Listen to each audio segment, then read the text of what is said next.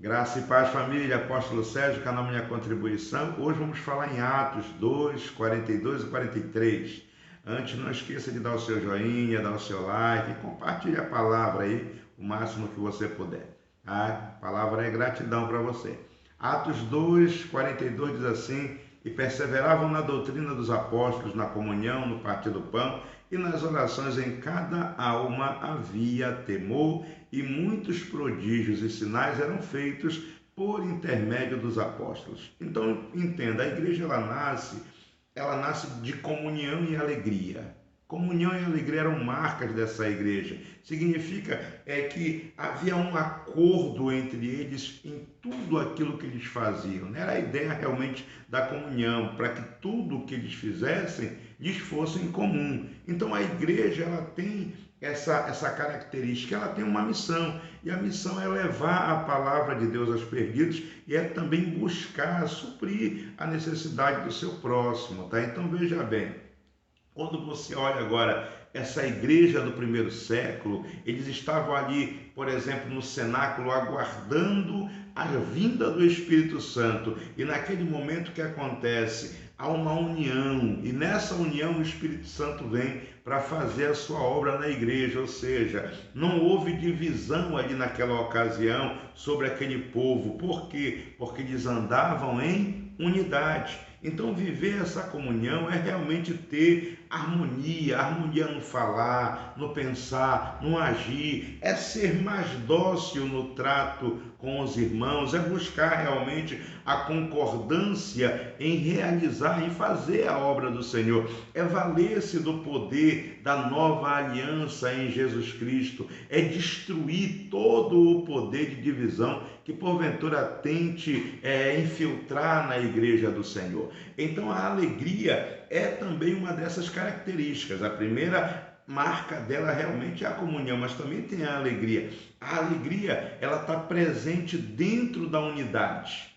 Tem unidade, tem alegria. E, consequentemente, se você tem unidade, tem alegria, aí você se torna cheio desse poder. Poder de Deus para quê? Para que você possa ter uma vida repleta de gozo, uma vida realmente cheia de graça, cheia do Senhor Jesus Cristo. Mas o que acontece? Muitos nos nossos dias vivem outra realidade. Muitas pessoas que andam com o Senhor, elas acabam sendo roubadas e destruídas justamente por falta dessa alegria e de comunhão. Então, quando você olha, por exemplo, a palavra de Deus, ela mostra aos discípulos ali no caminho de Emaús, por exemplo. Tá aqueles discípulos voltando, por quê? Porque eles perderam essas características, esses valores chamados alegria e comunhão. E é justamente isso que o inimigo quer fazer. Ele quer tirar de você o fruto da alegria.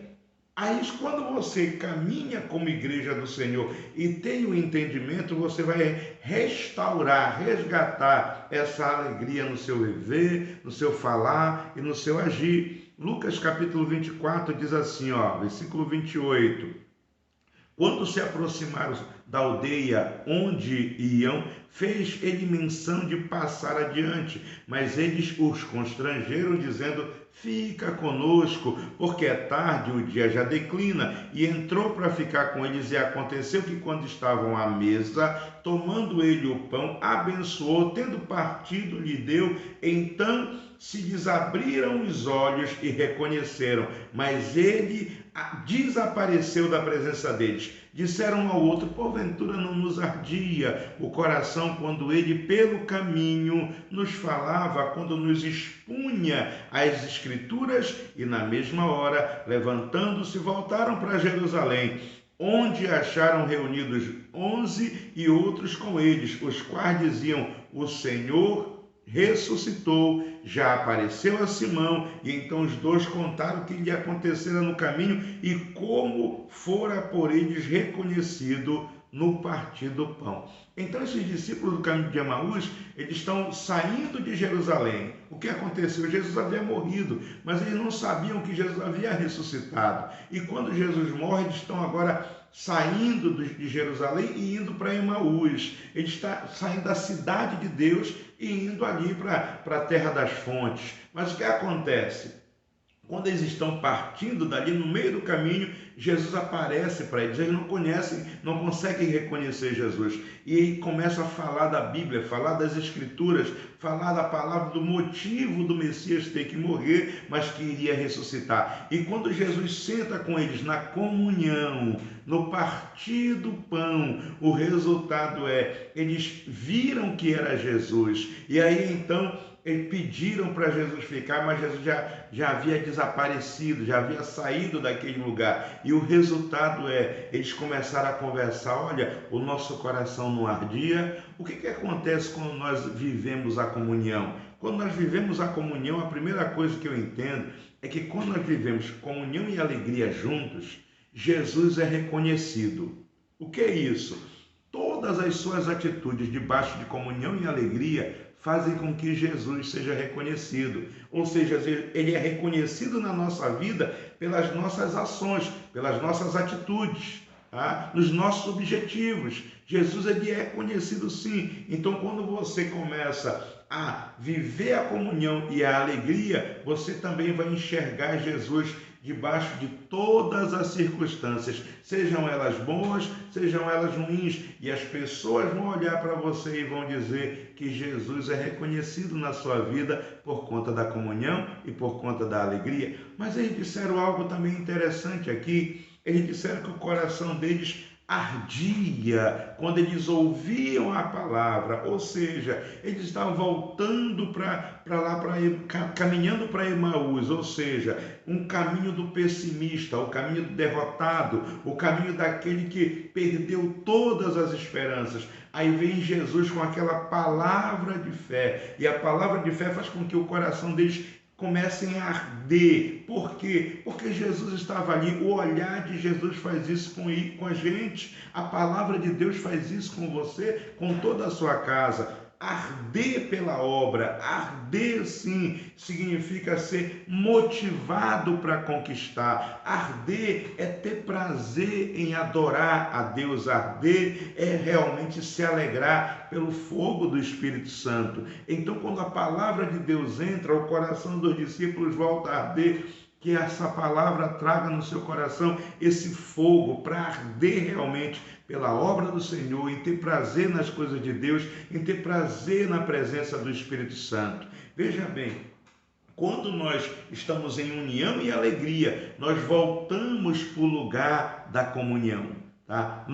Voltamos para nossa Jerusalém. Ele não fica no lugar de Emaús, eles voltam para Jerusalém. Quando eles descobriram que era Jesus, eles falaram, vamos voltar para Jerusalém. Eles haviam andado mais de 10 quilômetros, agora estão voltando à noite, 10 quilômetros. Por quê? Porque eles querem ficar no lugar onde a graça é derramada. Eles querem ficar em Jerusalém. Então busque a sua Jerusalém, o seu ministério, o seu pastor, busque a comunhão da sua família e busque realmente o Senhor Jesus, a sua Jerusalém. E aí, quando chegar lá, o que você vai fazer? Vai dizer o que você viu, vai dizer o que você ouviu. Tá? Quando eles têm uma experiência com Jesus, eles eliminam todos os desvios, eles começam a andar anunciando aquilo que viram e aquilo que ouviram. E o resultado na vida deles, a graça de Deus, sinais, prodígios e maravilhas. Então caminhe com o coração ardendo, cheio de alegria, cheio de comunhão, tenha atitudes realmente de um homem, de uma mulher de Deus abençoado. Tire da sua vida toda a questão da crítica.